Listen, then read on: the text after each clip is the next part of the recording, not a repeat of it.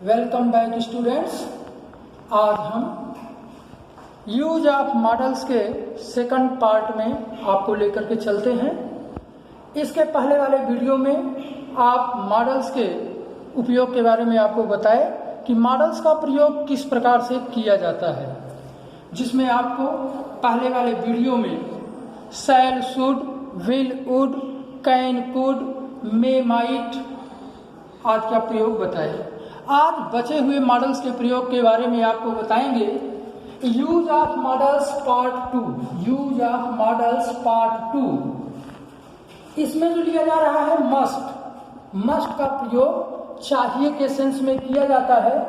अंतर क्या है कि मस्ट का प्रयोग जहां पर नेसेसिटी आवश्यकता और ओबलाइजेशन, ओबलाइजेशन मीनिंग होता है कि अगर उपादिष्टि करना है या ओबलाइज करना है, उसके लिए फिक्स डिटर्मिनेशन, दृढ़ निश्चय, प्रोहाइबेशन और निषेध के सेंस में किया जाता है। अब हम एग्जाम्पल के माध्यम से आपको बताते हैं। We must obey the law, हमें कानून का पालन करना चाहिए। ये आवश्यकता है, नेसेसिटी है, ये देश की आवश्यकता है कि we must obey the law, हमें कानून का पालन करना चाहिए। ये आपका है नेसेसिटी और ओबलाइजेशन के सेंस में किया गया है।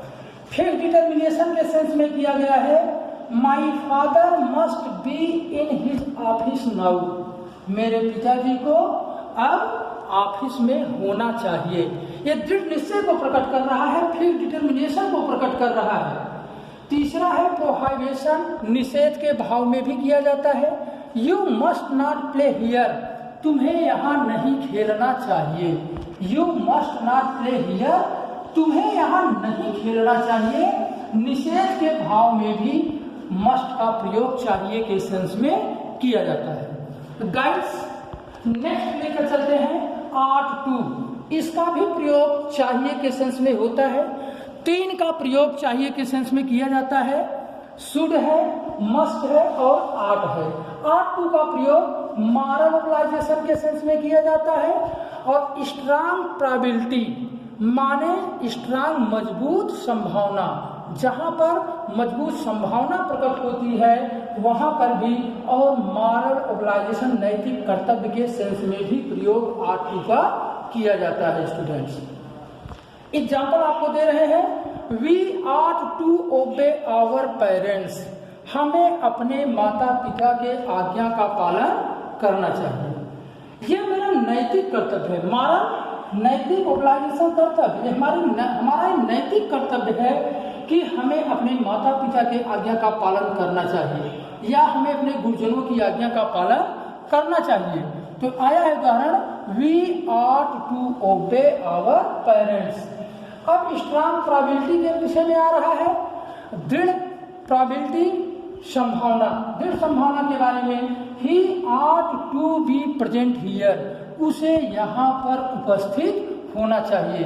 एक इच्छा को प्रकट किया जा रहा है स्टूडेंट्स कि he ought to be present here, उसे यहाँ पर निश्चित तौर पर होना चाहिए, उसे यहाँ उपस्थित होना चाहिए। तो वहां पर आर्ट 2 का प्रयोग किया जाता है।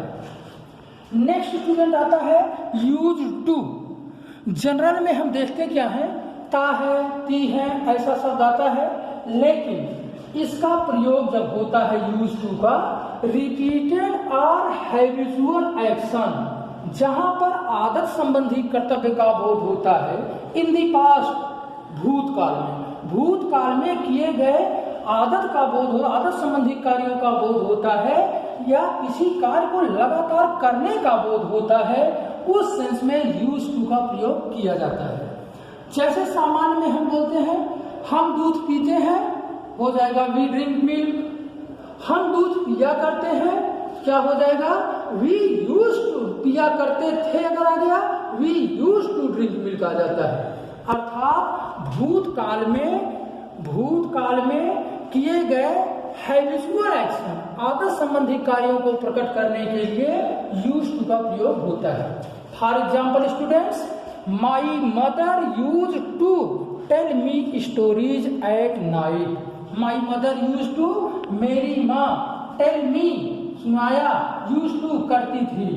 माई mother use to tell me stories at night, मेरी माँ रात्रि में मुझे कहानियां सुनाया करती थी। ये क्या हो रहा है इसमें स्टूडेंट्स? हैबिचुअल एक्शन हो रहा है। और in the past, habitual action in the past में इसमें प्रकट हो रहा है कि मेरी माताजी रात्रि में मुझे कहानियां सुनाया करती थी। अब आ रहा है स्टूडेंट्स आगे का उदाहरण देखिए। He use to play hockey when he was young. He use to play hockey, वह क्रिकेट खेला, वह हॉकी खेला करता था। व्हेन ही वाज यंग, जब वह छोटा था। जब वह छोटा था तो वह क्रिकेट खेला करता, हॉकी खेला करता था। इसमें हैबिचुअल एक्शन को शो कर रहे हैं स्टूडेंट्स। इसलिए किया करता था, दौड़ा करता था, हंसा करता था, इस प्रकार का जहां पर भी भाव आए, दौड़ा करता था, हंसा करता था, खेला करता था, पढ़ा करता था, सुनाया करती थी, इस सेंस में हमेशा यूज टू का प्रयोग किया जाता है। तो क्लियर हो गया स्टूडेंट्स। आगे आता है नीड। नीड को आप जानते हैं, इसकी हिंदी होती है आवश्यकता, लेकिन इसका मॉडल्स में भी प्रयोग किया जाता है। किस भाव में प्रयोग किया जाता है स्टूडेंट्स? नेसेसिटी, आवश्यकता के भाव में, और कंपल्सन या दबाव के भाव में। अब इसका प्रयोग generally students use negative and interrogative sentence, इसका प्रयोग निगेटिव नकारात्मक भाव में और प्रश्नसूचक भाव में किया जाता है। इसको ध्यान दीजिए स्टूडेंट्स। नीड का प्रयोग आवश्यकता के सेंस में या दबाव के सेंस में किया जाता है और उसका प्रयोग हमेशा निगेटिव और इंट्रोगेटिव सेंटेंस, नकारात्मक और प्रश्नसूचक वाक्यों में ही किया जाता है। फॉर एग्जाम्पल के लिए आपको दे रहे हैं, you need not worry about result. You need not worry, तुम्हें चिंतित होने के, रिजल्ट परिणाम के बारे में तुम्हें चिंता करने की आवश्यकता नहीं है। You need not worry about result, तुम्हें परिणाम के बारे में चिंता करने की आवश्यकता नहीं है। नकारात्मक भाव प्रकट हो रहा है, you needn't worry about result. अगला आ रहा है इंट्रोगेटिव का, need he read it again. Need, अब याद है क्या का भाव दे रहा है? Need he read it again, क्या वह इसे पुनः पढ़ सकता है? Need he read it again, क्या उसे इसे पुनः पढ़ने की आवश्यकता है? अगला आ रहा है स्टूडेंट डेयर। डेयर मीन्स होता है साहस। आप जानते हैं डेयर का प्रयोग साहस के सेंस में किया जाता है। करेज, साहस के सेंस में। अगला है चैलेंज, चुनौती के सेंस में। स्टूडेंट्स ध्यान दीजिए, एग्जाम्पल आपको दे रहे हैं। How dare you take my pen, how dare you take my pen, तुम मेरी कलम लेने की साहस कैसे किए करते हो? How dare you take my pen, तुम मेरी कलम लेने की साहस कैसे करते हो? अगला उदाहरण आ रहा है स्टूडेंट्स, चैलेंज के भाव में, चुनौती के भाव में। I dare you to win this match, I dare अर्थात मैं चैलेंज करता हूँ, चुनौती में मैं साहस रखता हूँ। आई डेयर यू, मैं तुम्हें कहता हूँ, चैलेंज करता हूँ, टू विन दिस मैच, इस मैच को जीतने के लिए। अगला भाव आ रहा है have to, has to, had to. ध्यान दीजिए, हैव टू, हैज टू और हैड टू हिंदी मीनिंग इसकी होती है मुझे किसी कार्य के लिए नेसेसिटी, ओब्लाइजेशन, कंपल्सन, अर्थात जब दबाव का भाव व्यक्त हो, दबाव, कंपल्सन, किसी कार्य को हम दबाव में करें, और वो भी पास्ट ओब्लाइजेशन में भी इसका प्रयोग किया जाता है। तो प्रेजेंट ओब्लाइजेशन के सेंस में बहुवचनकर्ता के साथ, बहुवचनकर्ता के साथ हैव टू, एक वचनकर्ता के साथ हैज टू, और पास्ट ओब्लाइजेशन के लिए स्टूडेंट्स हैड टू का प्रयोग किया जाता है। नेसेसिटी और ओब्लाइजेशन, कंपल्सन, इसमें दबाव का भाव होता है या आवश्यकता को ओब्लाइज करने के सेंस में भी इसका प्रयोग किया जाता है। तो ध्यान दीजिए, उदाहरण आपको दे रहे हैं।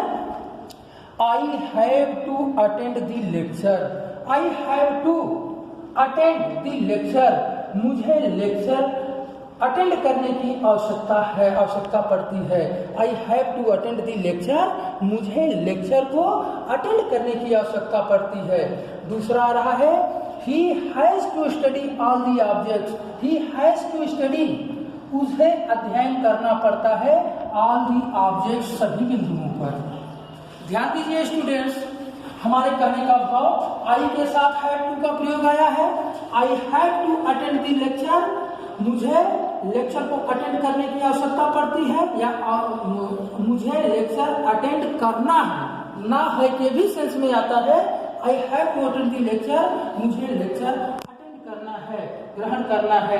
दूसरा रहा है he has to study all the objects, उसे all the subjects, सभी विषयों पर अध्ययन करना है या करना पड़ता है। अगला है पास्ट पॉपुलाइजेशन के सेंस में स्टूडेंट्स ध्यान दीजिए। Past popularisation, she had to drink milk, उसे दूध पीना पड़ता था या उसे दूध पीना पड़ा। इस सेंस में दबाव का भाव आ रहा है, कंपल्सन आ रहा है, दबाव आ रहा है। उस सेंस में she had to drink milk, उसे दूध पीना पड़ता था या उसे दूध पीना पड़ा। इस सेंस में स्टूडेंट्स हम ध्यान देंगे कि हमें जितने भी मॉडल्स का प्रयोग करना है, मॉडल्स में ऑलरेडी क्या करते हैं, वर्ब का हमेशा फर्स्ट फॉर्म ही यूज करते हैं। स्टूडेंट्स हम आशा ही नहीं विश्वास करते हैं कि पिछले एपिसोड में सारे मॉडल्स को आपको बताए गए। जो मॉडल्स छूटे थे उसको हम एपिसोड सेकंड का पार्ट 2 में लेकर के आए हैं। स्टूडेंट्स हम आशा ही नहीं पूर्ण विश्वास करते हैं कि सारे मॉडल्स का प्रयोग आप निश्चित तौर पर करेंगे और इस आधार पर आप एक्सरसाइज को करके ऑक्सिलरी के बारे में, मॉडल्स ऑक्सिलरी के बारे में पूर्ण ज्ञाता बनेंगे। तब तक के लिए आप स्वस्थ रहिए और हमारे वीडियो चैनल को देखते रहिए, सब्सक्राइब करिए, लाइक करिए, शेयर करिए। थैंक्स।